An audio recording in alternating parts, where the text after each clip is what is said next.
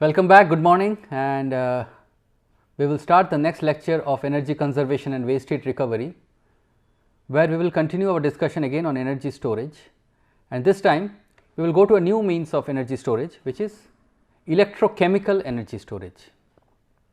Okay. Electrochemical energy storage. What do we mean by that?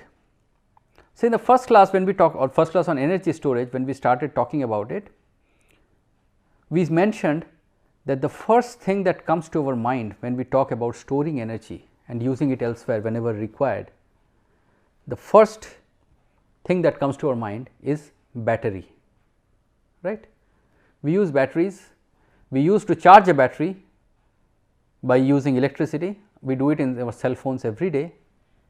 Okay. We charge our cell phone and then use it, right. We could have used our cell phone directly by always plugging into the wall outlet, but we do not do that. That is what makes it mobile. Laptops, another example. We are able to take our work anywhere. I can meet you somewhere on the street, just go to a coffee shop, open my laptop and discuss and have a nice official meeting over a cup of coffee. Why? Because I have a battery in the laptop which powers the machine and enables me to do work while I am on the move, right. So, that is electrochemical energy storage. So, finally, we come to batteries as an energy storage medium. Okay.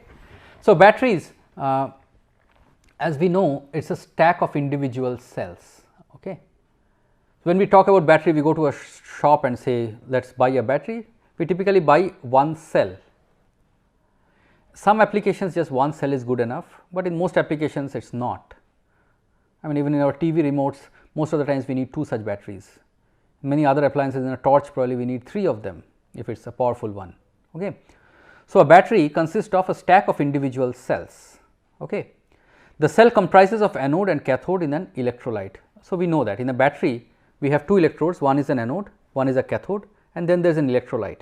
The electrolyte can be liquid, can be solid, can be powder and so on. So, we will look at that. So, what happens is, again you have a charging and discharging cycle. In the discharging cycle, what we do is we actually remove the heat, or sorry, remove the energy, not heat anymore. Okay. So, we remove the energy, and this is when we are actually using the gadget which is powered by the battery, right. And during the charging cycle, what happens is we actually recharge those batteries, so that we can, where the energy is again stored. Okay. Many a times in the regular batteries that we have, they are not rechargeable. I mean, they are just one time use, they come to you as charged, over a certain period of time they will discharge depending on the load, and then we have to throw them away, right. Well, I should use the word carefully, the throw them away, no, we have to dispose them correctly, because these are hazardous materials. Sorry, this is not a course on environmental engineering, but still please keep in mind that batteries, whenever you are done and you want to dispose them off, do it properly, do it through the proper recycling channels. Okay. A little deviation from the topic, but still a good message to remind ourselves, right. So, various cell chemistries are used. Lead acid is something that we use it, for example, most of the cars use lead acid battery, nickel cadmium, silver, zinc, nickel metal hydride, sodium halide. So, different kinds of batteries are there. Sodium halide, for example, when I was working for GE had a battery business which was making sodium halide batteries. All right. So, what we will do next is we will look into the functioning of the lead acid battery. Okay. So, what is the lead acid battery? It has 2 electrodes. One is lead, it is actually not solid lead, it is what we call spongy lead, which is a negative electrode, and lead peroxide, which is a positive electrode. Okay. The electrolyte is dilute sulfuric acid. So, what happens is, during the discharging cycle, the lead and lead peroxide react with the sulfuric acid. Okay. There, when we have actually a polarity or a load attached to the batteries, then what happens is, and essentially what happens therefore is, the dilute sulfuric acid becomes even more diluted, because it loses the sulphate ions, which goes to the lead, and what we have is lead sulphate deposition on both the electrodes. Okay. During the discharging cycle, what happens is, during the charging cycle, what happens is this lead during the charging cycle is when we actually attach a polarity across. Then what happens is the lead sulphate, the sulphate ions are released and then they again recombine with the water, and what we finally get is again lead and lead oxide and dilute sulfuric acid. So, after a charging cycle, this is what we again get back, and discharging, of course, we have a further reduction in concentration of the electrolyte, in this case sulfuric acid, and we have lead sulphate formation on both the electrodes. So, what I will do is I will play you a small video, the link is over here, and that will kind of show the sequence in which the reactions take place. I think this is explained in a very nice animated way, much better than what I can do using the paper etc. that I have. Okay. So, I will just run this video.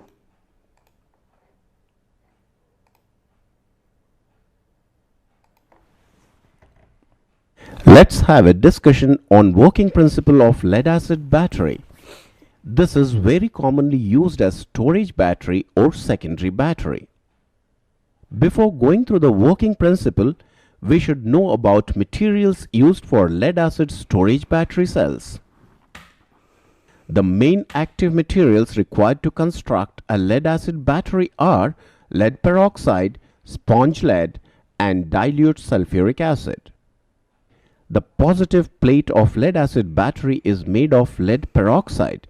This is dark brown, hard and brittle substance. The negative plate of lead acid battery is made of pure lead in soft sponge condition. Dilute sulfuric acid used for lead acid battery has ratio of water is to acid equal to 3:1. The lead acid storage battery is formed by dipping lead peroxide plate and sponge lead plate in dilute sulfuric acid. A load is connected externally between these plates. In diluted sulfuric acid, the molecules of acid split into positive hydrogen ions and negative sulfate ions. The hydrogen ions, when reach at lead peroxide plate, they receive electrons from it and become hydrogen atom, which again attack lead peroxide and form lead oxide and water. This lead oxide reacts with sulfuric acid and forms lead sulfate and water. Negative sulfate ions are moving freely in the solution, so some of them will reach to pure lead plate where they give their extra electrons and become radical sulfate. As the radical sulfate cannot exist alone, it will attack pure lead and will form lead sulfate. As positive hydrogen ions take electrons from lead peroxide plate and negative sulfate ions give electrons to lead plate, there would be an inequality of electrons between these two plates. Hence, there would be a flow of current through the external load between these plates for balancing this inequality of electrons. This process is called discharging of lead acid battery. Now we will disconnect the load and connect lead sulfate covered lead peroxide plate with positive terminal of an external DC source and lead peroxide covered lead plate with negative terminal of that DC source. During discharging, the density of sulfuric acid falls, but there still sulfuric acid exists in the solution. This sulfuric acid also remains as positive hydrogen ions and negative sulfate ions in the solution.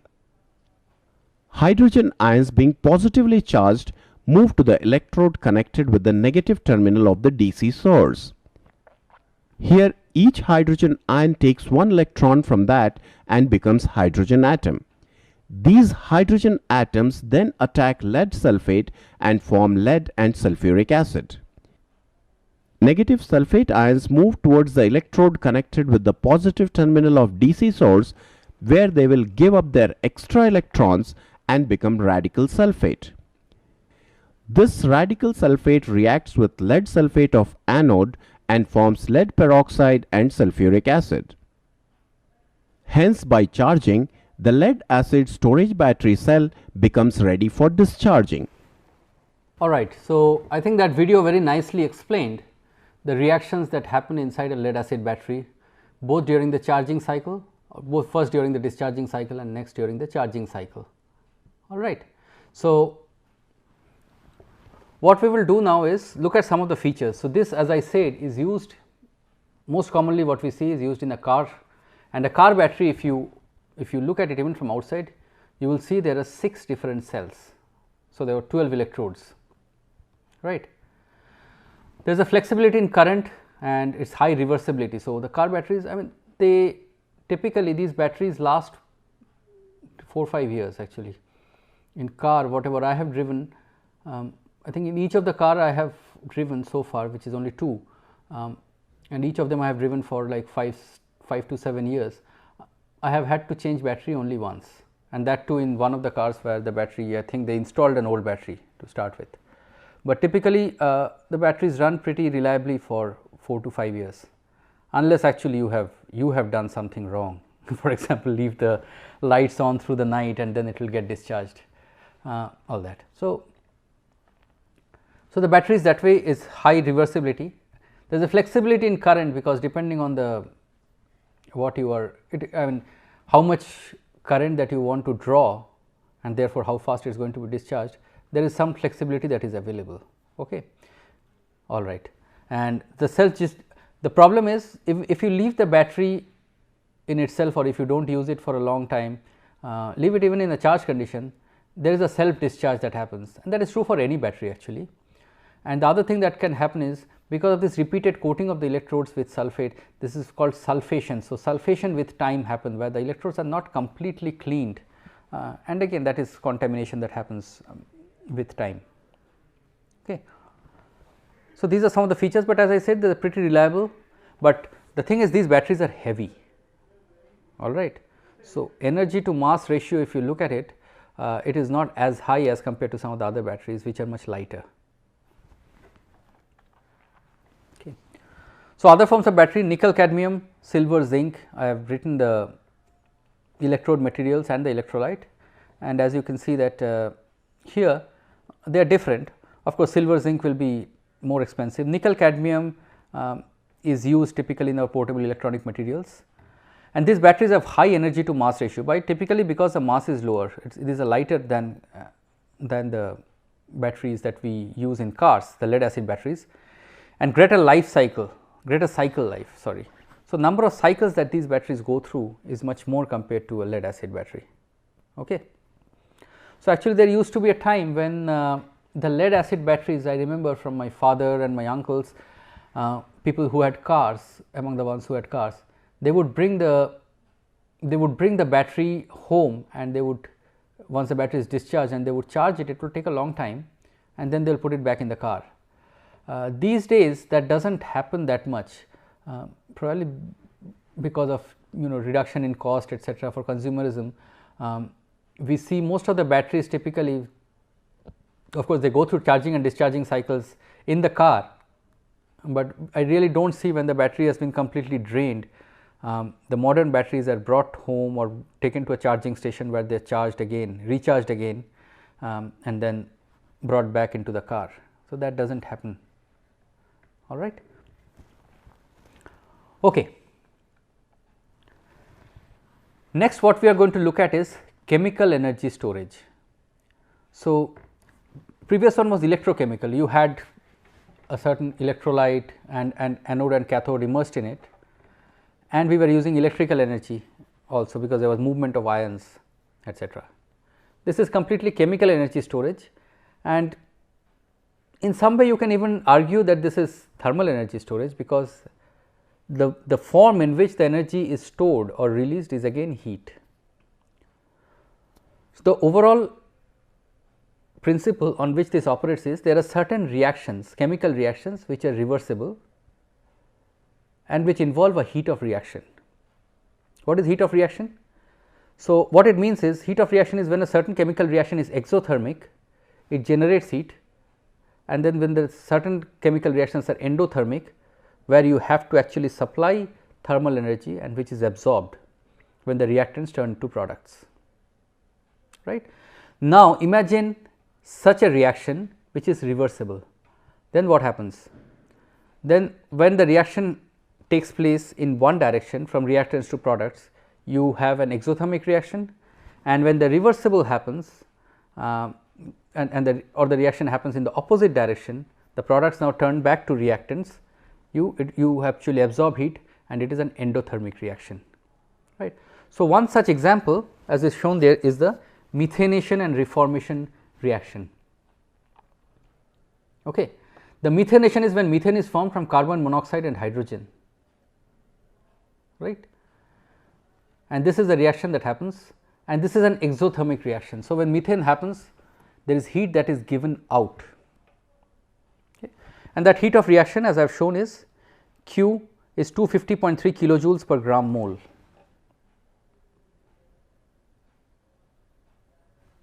Right.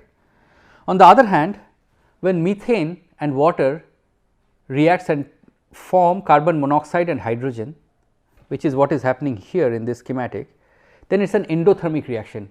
We have to supply heat, clear, and that is what is happening over here. I am supplying heat and then this heat is kind of stored in these products. So, the overall principle over here is, let us say I want to generate, let us again think of a power plant where during off peak hours I have additional generation of electricity, okay, or I can have additional generation of electricity based on the energy that I have at my disposal.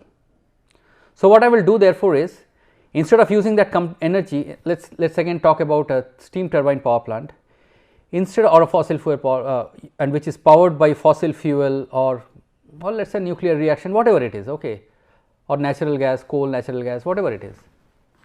What I would do is, I would use this source of thermal energy partially during off peak hours, partially to generate the steam and the rest of it to have a reformation reaction, where I will have methane and water as reactants and I would supply the additional thermal energy, additional heat and get carbon monoxide and hydrogen, all right.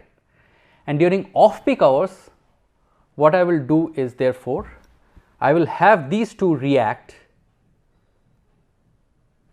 and have a methanation reaction, so that they react with each other and the products are methane and water, and during that reaction I get some additional thermal energy out of the reaction, which can be used for generating additional steam and therefore electricity, clear.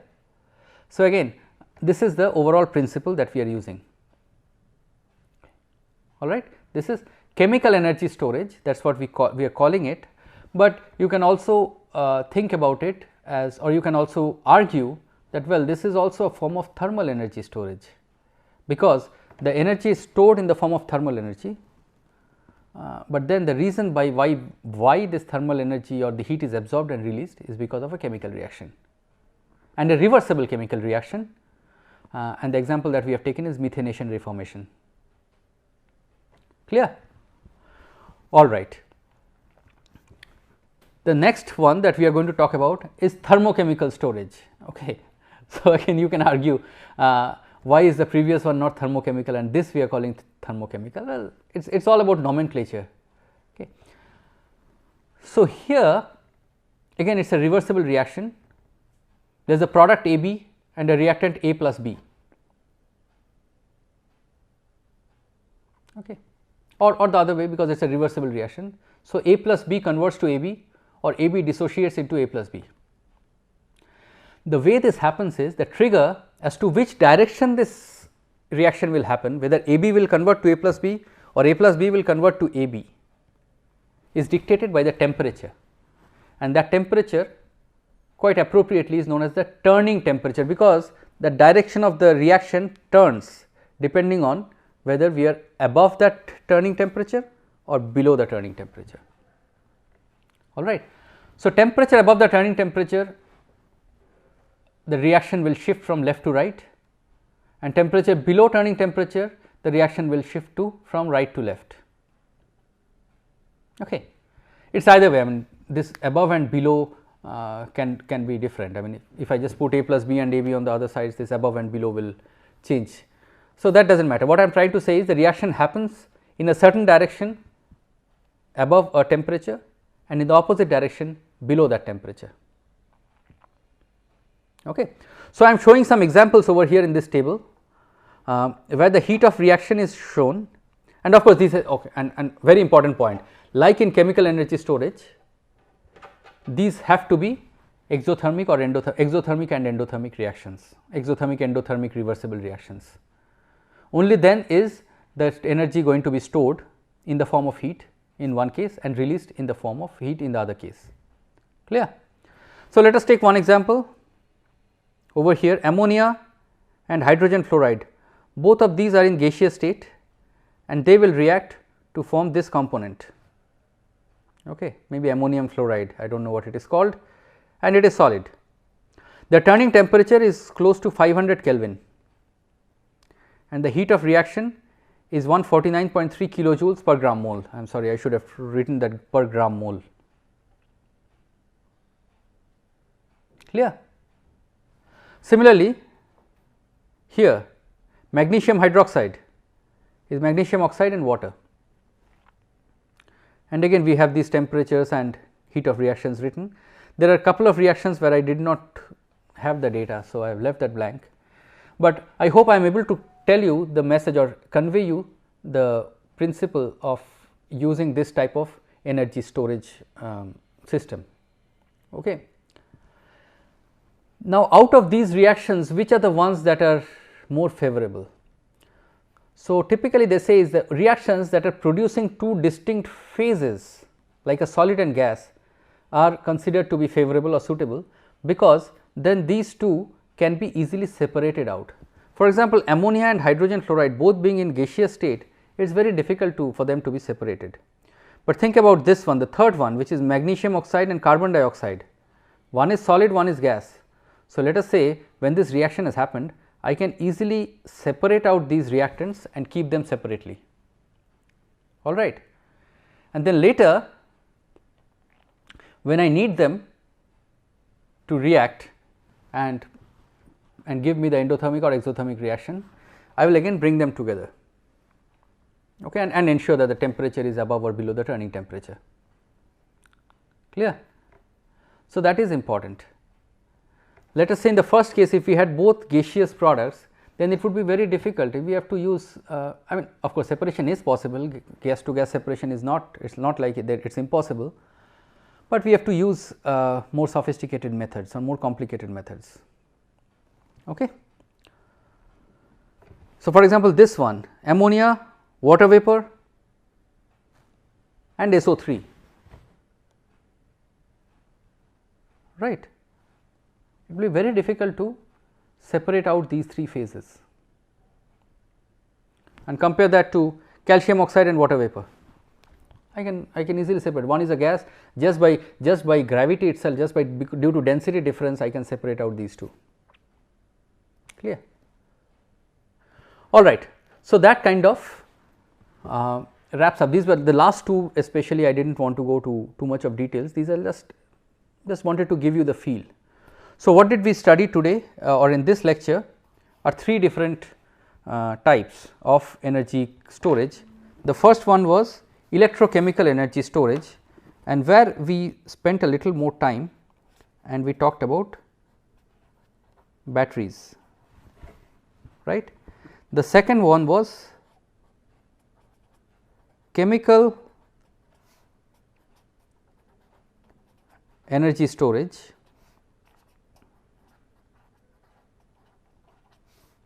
and here what we said is these are reversible chemical reactions, endothermic in one direction, exothermic in another direction, and the example that we took was methanation and reformation.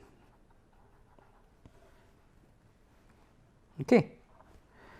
And the last one that we talked about was thermochemical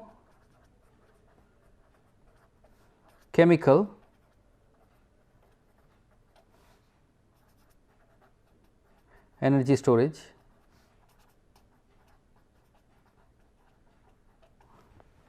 All right.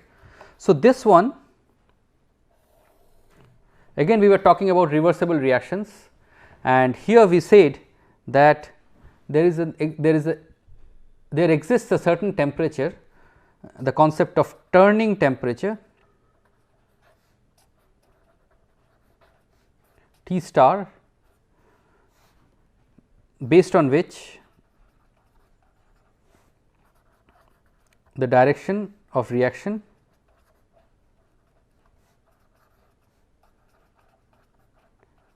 reverses. All right. So, these are the three types of energy storage systems that we discussed in this lecture, all related to chemical energy.